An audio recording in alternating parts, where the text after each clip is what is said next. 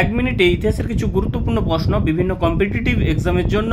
প্রথম প্রশ্ন, নিম্নের কোন রাজা জৈন ধর্মের একজন সক্রিয় অনুগামী ছিলেন? উত্তর হবে অপশন সি, খারবেল। খারবেল কোথাকার রাজা ছিল? খারবেল ছিল কলিঙ্গের রাজা। পরের প্রশ্ন, নিম্নের কোনটি বুদ্ধদের একটি পবিত্র গ্রন্থ? উত্তর হবে ত্রিপিটক, অপশন সি। পরের প্রশ্ন, বুদ্ধচরিত কে লেখেন? উত্তর হবে অপশন এ, অশ্বঘোষ। পরের প্রশ্ন, নিম্নের কোন জায়গায় বুদ্ধের এক শিলাবেষ্টিত মূর্তিটি অবস্থিত? উত্তর হবে অপশন এ, বামিয়ান।